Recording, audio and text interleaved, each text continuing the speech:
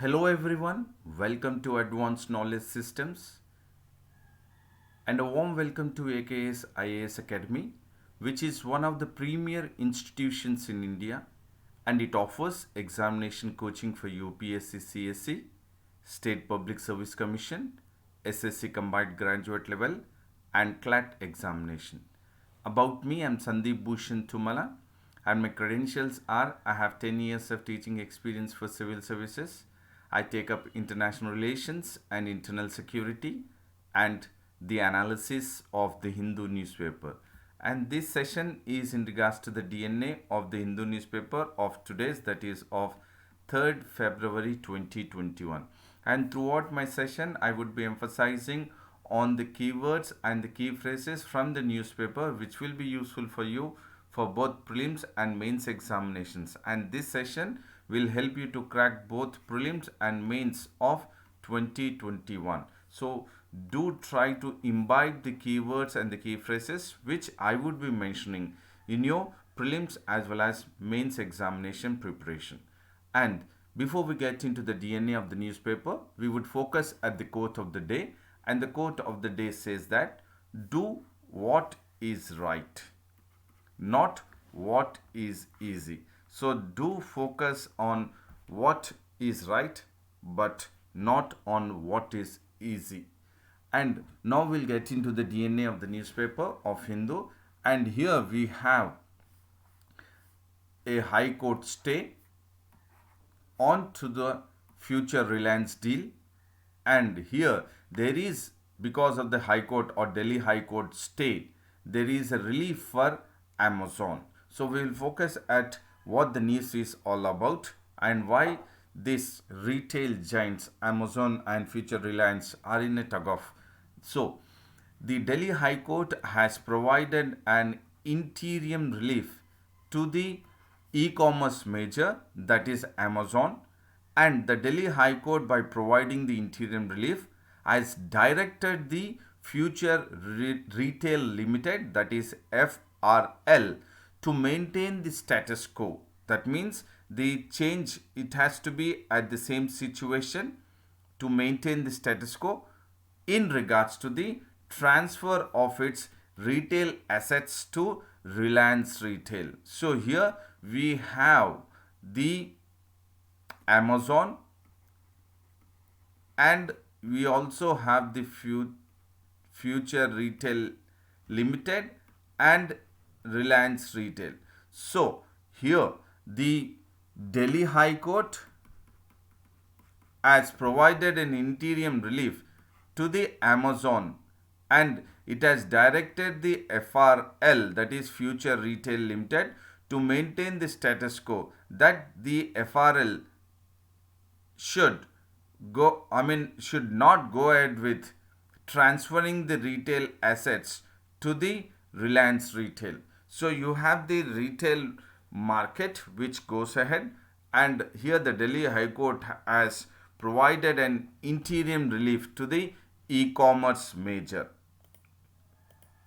And Justice J.R. Mida has said, while providing the interim relief to the e-commerce major Amazon, it has said that he was as a prima facie view that an order of emergency arbitrator. So this is a keyword that the Justice J.R. Mida has emphasized, that the order of the emergency arbitrator, which is at the Singapore International Arbitration Center, has restrained or it has stopped FRL, that is Future Retail Limited, from taking any steps that the FRL should not transfer its retail assets which are enforceable in India. So, the Justice J.R. Mida has spoken about the order of the emergency arbitrator at the Singapore International Arbitration Center, which the Singapore International Arbitration Center restrains or stops Future Retail Limited to transfer its retail assets. And these are enforceable in India. And the order has dated back to October 25, 2020, and this order is enforceable in India or enforceable through the section, that is section 17 of 2 under the Arbitration and Reconciliation Act, and also as per the order of the Delhi High Court. So here the two keywords are which we need to focus, that the order to FRL not to transfer the assets to the Reliance Retail is as per under section 17 of 2 of Arbitration and Reconciliation Act and the order of the Delhi High Court. And the court order is to protect the rights of the petitioner, that is to protect the right of the Amazon, that the transfer of retail assets to the Reliance Retail. And the court was hearing the Amazon plea, which the Amazon, that is the e-commerce giant, was seeking enforcement of the arbitration order, that is of the Singapore arbitration order, which directed the Future Coupons Private Limited and also the Future Retail Limited and others who are involved to submit within 10 days an affidavit, so that the court will look into the Amazon plea. And now we will focus at why the Delhi High Court has gone ahead with giving an interim relief to e-commerce major Amazon, because Amazon has 49% stake in FCPL, that is Future Coupons Private Limited, and Amazon contends that it has invested 1431 crore on a very clear understanding with the Future Retail Limited, that Future Retail Limited would be the sole vehicle for Amazon's retail business, and that the retail assets would not be alienated or will not be transferred without the consent of the e-commerce major, that is Amazon, and it will never be transferred, that is the retail assets will never be transferred even to a restricted person, including Mukesh Dhirubhai Ambani Group. So this is the main reason which the Amazon has petitioned, and the Delhi High Court was hearing the Amazon plea seeking enforcement of the arbitration order. Which arbitration order are we talking about? It is in regards to the Singapore International Arbitration, which has come up with an emergency arbitrator. And this was very clear that FRL would be the sole vehicle and the retail assets will not be transferred or alienated to any person without the consent of Amazon. But here the FRL has transferred the retail assets to the Reliance Retail, and thereby the Amazon has gone ahead with approaching the Delhi High Court to enforce the emergency arbitrator order of Singapore International Arbitration Center. So here the keywords what I have said is the emergency arbitrator and Singapore International Arbitration Center, and the Future Retail Limited, Reliance Retail, that the Delhi High Court wanted the Future Retail Limited to maintain status quo. And if you look at here, we will just focus at what is prior to 2021, that is in 2019 Amazon has acquired the stake in the Future Coupons Limited, and it has a deal in regards to the e-commerce firm, that is with the Amazon, and that first right of refusal in any stake sale in Future Retail, that means Amazon will have the first right of refusal if there is any kind of sale in the Future Retail to any person.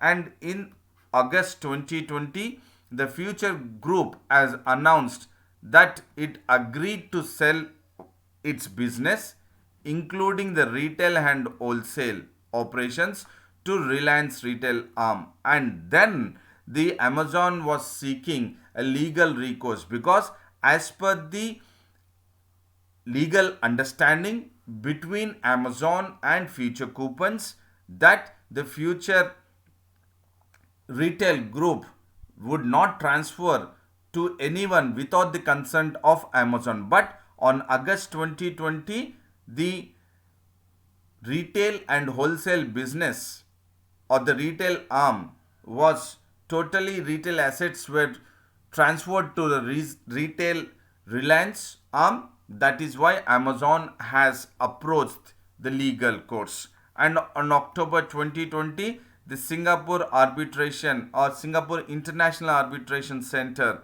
says that Future Reliance deal, it stays the Future Reliance deal. That is, it wanted the deal to be stopped at whatever scenario, whatever situation it is. And then the Future Group has moved to the court to prevent Amazon from blocking the deal. So here, this is a deal which is happening, that is the selling of business in the retail and wholesale, and wherein it is, this news is in regards to the e-commerce. So this part of the economy, you need to focus how it is important and what are the groups which are involved. That is Amazon, Future Group or Future Coupons Limited, and then also the Future Retail Limited and Reliance Retail also. And the Defense Minister Rajnath Singh has said that the stabilization of the situation along the LAC in the eastern Ladakh is because of India's robust stance and immediate and calibrated response of the soldiers who have been relentlessly having the spirit that they would stabilize the situation, and the soldiers have resolved to defend the sovereignty and integrity. So, Rajnath Singh, that is Defense Minister, says that it is a robust stance which has led to the stability of the situation along the LAC between India and China in the eastern Ladakh. And while he was talking at the Indian Ocean region Defense Ministers Conclave, here the keyword is Indian Ocean region Defense Ministers Conclave is the keyword, and he was reinforcing, or he was focusing on the reinforce of the relevance of the region. So which region it is? Indian Ocean region. It has strategic relevance, and that is what is been mentioned by our Defense Minister Rajnath Singh. And he says that there has to be a reinforce of the relevance of the Indian Ocean region, and he wanted the continuation of the importance for stakeholders, and this continuance of the importance of the stakeholders in the Indian Ocean region should be in perspective to trade, security and freedom of navigation. And Mr. Rajnath Singh has inaugurated a second assembly line for Tejas. This is a keyword which wherein assembling of the LCA light combat aircraft which is of Tejas, and he has inaugurated the second assembly line at Hindustan Aeronautics Limited, and the assembly line would increase the production rate of the light combat aircraft Tejas from 8 to 16 per year. So this is a clear message that the government of India is focusing and it is striving very hard for the indigenous manufacturing units to produce the defense equipment, that is Atmanirbhar Bharat. and the deal is for production of 83 light combat aircraft for the Indian Air Force at a cost of 47,000 crore, and this was signed at Aero India, and it was approved by the Cabinet Committee on Security. The one which approves the manufacturing of 83 or any kind of procurement is the Cabinet Committee on Security. And this deal of 83 light combat aircraft Tejas includes 73 LCA Tejas, which is of Mk1A fighter aircraft, and 10 LCA Tejas, which are Mk1 trainer aircraft. And along with this, there would be design and development of infrastructure, which would also have the deal of 1202 crores. And the Cabinet Committee on Security has approved 15 light combat helicopters. It is LCH, and this is as per the request for proposal, that is RFP, by the Indian Air Force for HTT fodder trainer aircraft. So there would be a request for proposal to procure HTT 40 trainer aircrafts, and this deal which Dr. the Defense Minister has gone ahead with inaugurating a second assembly line at Hindustan Aeronautic Limited would certainly create a thump or even a thrust for the Atmanirbhar Bharat in regards to the defense. So this is again, we would be focusing this information in regards to the defense and also in regards to the internal security. So focusing on the need of the national security, how the government of India is focusing on indigenous development and commissioning light combat aircraft in the Indian Air Force. And there is another news in regards to the NPR and census. And the Union Home Ministry has informed the parliamentary panel about the right kind of messaging should be done to tackle the miscommunication and rumors about NPR and census. So, the Union Home Ministry is very clear about the handling or to tackle the miscommunication and rumors about NPR, that is National Population Register, and the Census 2021, which is there is a possibility that it would be pushed to Census 2022. And the first phase of house listing and housing census and the National Population Register was to be rolled out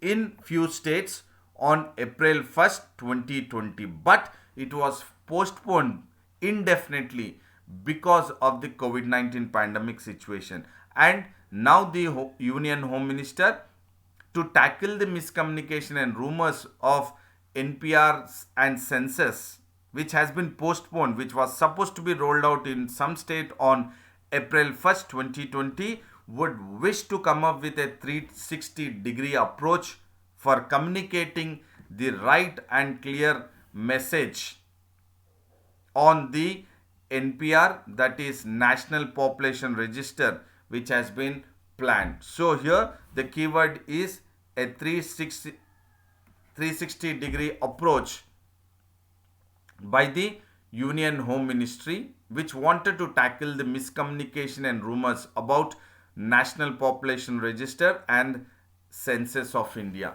And the 360-degree approach will have all kinds of media, that is social media, audiovisual, digital, outdoor, print and word of mouth publicity. These would be considered as various kinds of media and this will all be as part of the planned media strategy to tackle the miscommunication rumors about NPR and the census of India. And this report was presented to the Rajya Sabha chairman, Mr. M. Venkaiah Naidu, in December 2020, and the copy of the report has been laid on the table of the House on February 2nd, 2021. And the provisions which are contained, and the Union Home Ministry, he is very clearly sending a message and giving a clarification about the confidentiality of the information which would be collected through the house listing, through the census and the national population register, that the provisions which are contained in section 15 of Census Act 1948, that as per the Census Act 1948, all the individual level information or the entire information which is collected in the census would be confidential. And it also says that, that is, the Union Home Ministry very categorically says that the census is only an aggregated data and it will be released at various administrative levels, and all the individual level information collected through the census are confidential, and the provisions, it is as per the section 15 of the Census Act 1948. So this information can be again focused from internal security, part of NPR, and then census. And we will now focus at the Jal Jeevan Mission, and in regards to the urban water supply mission which was announced in the budget, the Housing and Urban Affairs Ministry has said that the urban water supply mission will include regeneration of water bodies and 20% of supply from reused water. Here the keywords are regeneration of water bodies and 20% of supply from reused water. And this is as per the urban water supply mission. And the ministry is or has estimated a gap of 2.6 crore urban household tap connections. And this estimated gap, which would seek the bridge or which would make sure that there is definitely a kind of bridge which will be capped and which would be taken care with the Jal Jeevan Mission Urban, that is JJMU, would seek to bridge almost close to 4,378 towns which would have a urban household tap connections, which is having a gap of 2.68 crore household tap connections, and it would be dealt by a mission, that is Jal Jeevan Mission Urban. And this mission aim is to bridge the gap of 2.64 crore sewer connections in 500 cities, and this will be taken up under the existing Amrut, that is Atal Mission for Regeneration and Urban Transformation. Another key phrase here is that the urban water supply mission would aim to bridge the gap of the sewer connection in 500 cities under Amrut, that is Atal Mission for Regeneration and Urban Transformation. And the JJMU, that is the Jal Jeevan Mission Urban, will include the regeneration of water bodies so that it would boost the sustainable freshwater supply. Keyword. So, which among the following missions include regeneration of water bodies, which in turn will boost sustainable freshwater supply and would create green spaces? That is, the mission Jal Jeevan Mission Urban takes into consideration of regeneration of water bodies, sustainable freshwater supply, creation of green spaces. And the mission, that is JJMU, will also provide circular economy of water. Keyword, very important keyword, circular economy of water through, that means it will promote the circular economy of water through development of city water balance plan. And this development of city water balance plan through circular economy of water would be focusing on recycle or reuse of treated sewage, and it will focus on regeneration of water bodies, and it will also focus on water conservation. So what is very important for prelims examination is about circular economy of water. Please do understand here a keyword, circular economy of water, which is part of the JJMU, and JJMU will promote circular economy of water focusing on recycle reuse of treated sewage, focusing on regeneration of water bodies, focusing on water conservation. And the ministry has also said that 20% of the water demand would be met with reused water, that is circular, with circular economy of water, and the total expenditure would be 2.87 lakh crore over 5 years. And the ministry has also said that two technologies, that is Metro Neo and Metro Light technologies, which or which would be considered and which has had a mention in the budget 2021, and this would be considered because Metro Neo and Metro Light technologies are cheaper than the conventional metros technologies, which will be used, so that it will be used for the circular economy of water. And this information can be taken in regards to the review of urban water bodies, and this is in regards to the regeneration of water bodies or regeneration of water bodies along with the reused water. Here the focus is on the urban water supply.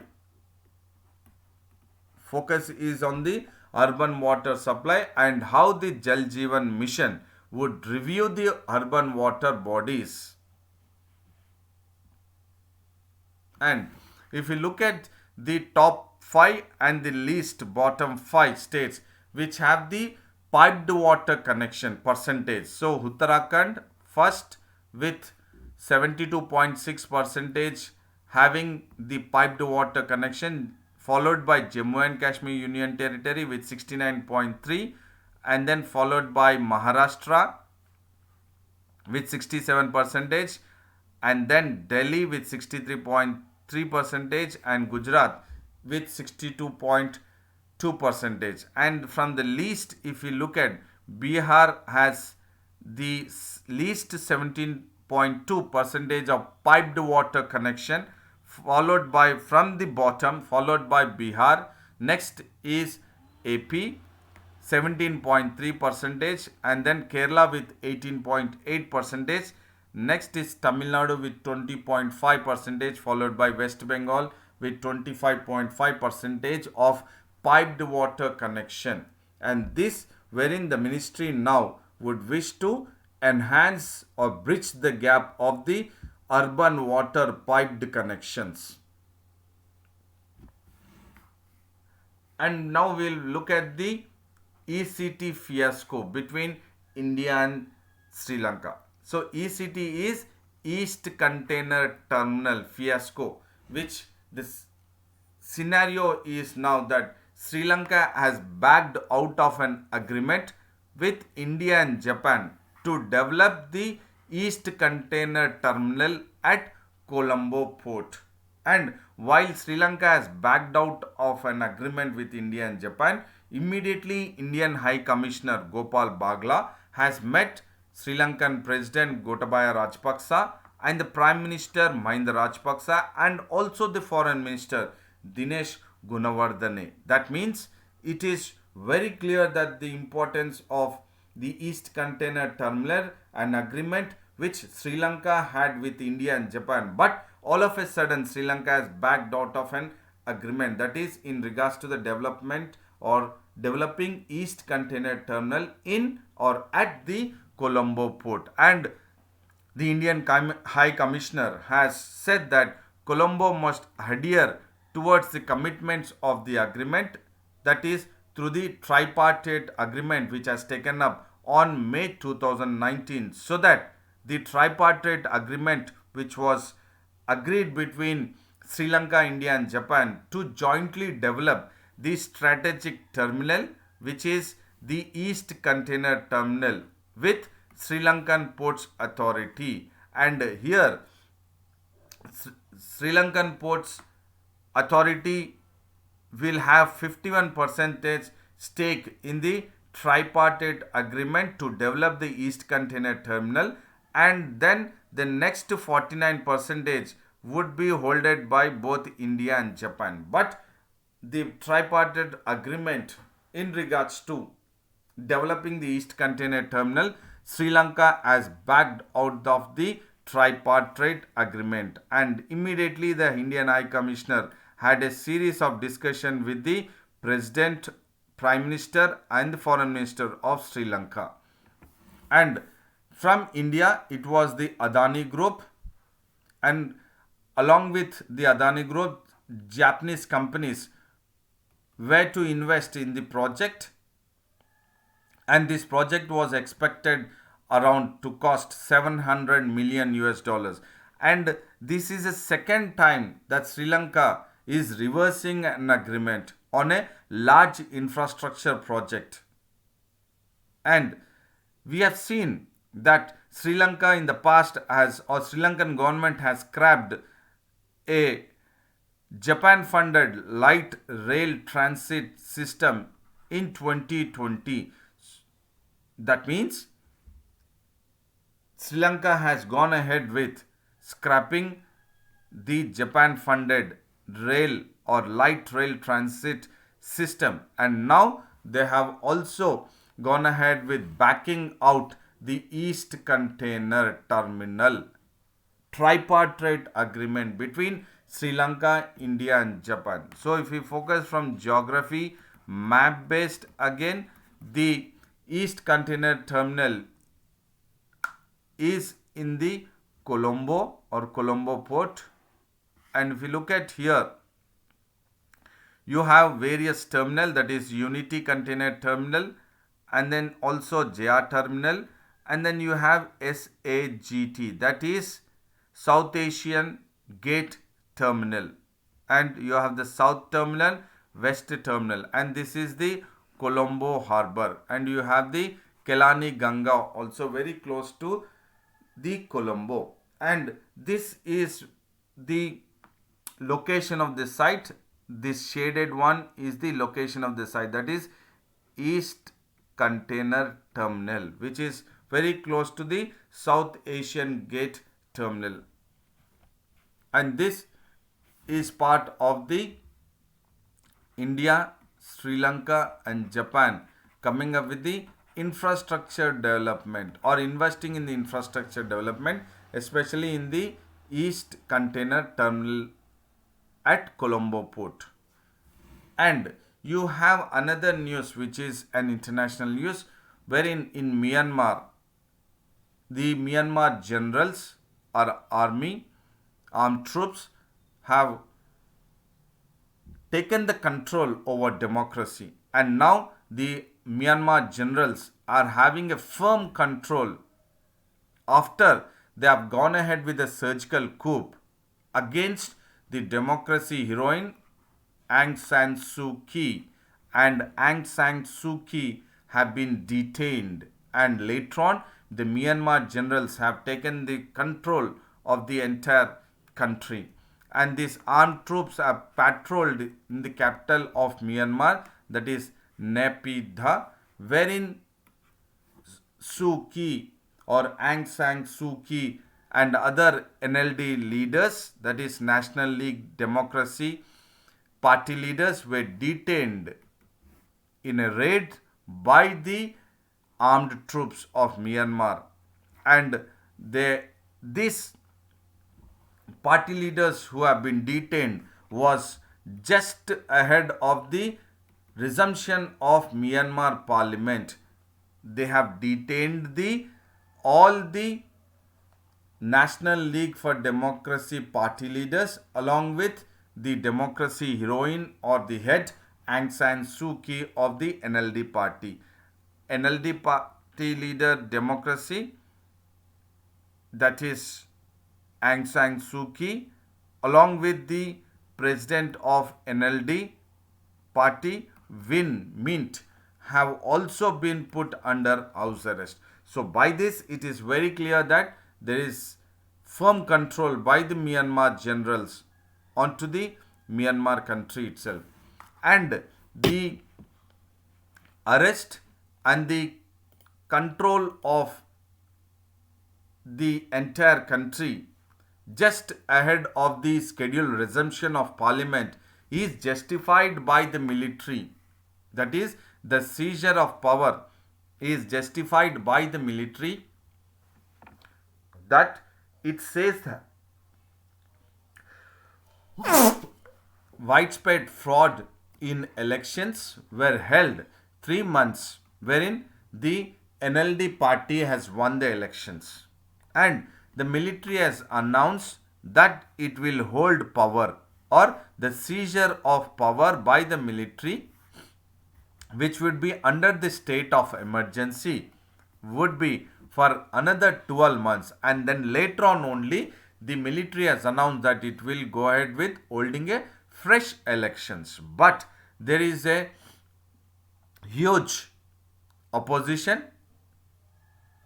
in regards to or for the military seizure of power in Myanmar, and US President Joe Biden has called for a quick restoration of democracy, and he has warned that US would reimpose economic sanctions on to Myanmar.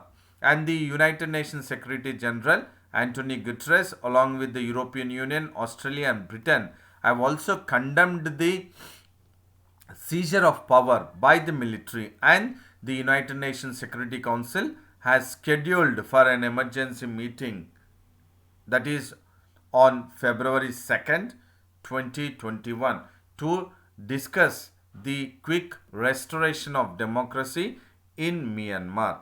And this information is in regards to the international relations, how democracy is, restoration of democracy is the need of the hour. And now we'll look at the timeline of various events. If you look at in the year 2010, or you have two political parties, that is USDP and NLD main in Myanmar. And then this USDP is called as Union Solidarity and Development Party, and this Union Solidarity and Development Party is military backed one. And you have the another one LND, that is National League for Democracy, which is headed by Aung San Suu Kyi. And in the year 2010, that is on November 9th, the NLD party has boycotted the elections. And on November 13, Aung San Suu Kyi was freed after 7 years of house arrest. That means she was put under house arrest for 7 years, and on November 13, 2010, she was released or she was freed from the house arrest. And again in the year 2011, the elected USDP has gone ahead for the first time in a half a century to convene a parliament, and then for choosing a first civilian president since 1962 coup. So there was, Myanmar has a very good track record of military coups, and it was after 1962 military coup, after almost an half a century, on January 31st, 2011, there was a civilian president, first civilian president, and a parliament as convened for the first time. And in the year 2015, again there was elections, and in that election, the National League for Democracy has won the elections with a landslide majority, and it has contested the elections for the first time since 1990, and the first time when it has contested in the year 2015, it has a landslide majority, and then Aung San Suu Kyi became the de facto leader. And again in 2020, LND has again contested the elections, and out of 476, NLD has captured 396, almost 80 percentage of the seats in both lower and upper houses of the parliament was won by National League for Democracy party, but wherein the USDP, that is Union Solidarity and Development Party, has alleged that there was voter fraud, and they have challenged the results.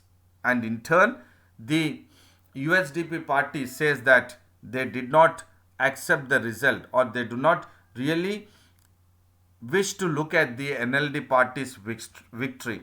And again in 2021, on January 26, military has ramped up demands for investigation in the alleged voter fraud and does not rule out co-possibility. That means the USDP party was alleging that the elections did not go fairly and there was a fraud in the elections. And on January 30, the military says that it will protect the constitution and act according to the law amid coup fears. And in turn, on February 1st early morning, Myanmar military has detained Aung San Suu Kyi and other leaders of the National League for Democracy party. And about 10:30 a.m. on February 1st itself, the military, that is Myanmar military, has declared state of emergency for a period of 12 months, that is a year, and it hands power to senior general, that is Min Yong, who is the senior general, military general, and now the entire power is in the military general. And this is again another coup by the military in Myanmar. So the important point here is restoration of democracy. And I hope this session was an informative, knowledgeable one, and then focused both from macro and micro level. So I would say a very big thank you to all. Good luck and all the best. And then do maintain consistency, stick to your schedule, and take care of your physical health and mental health. And do not forget to like the video, share the video, and subscribe the AKS IAS Academy English Medium YouTube channel. And also have access to the website and the Telegram link of AKS, that is Advanced Knowledge System. And then see you again tomorrow with DNA, that is Daily News Analysis. Till then, thank you, goodbye, and then take care.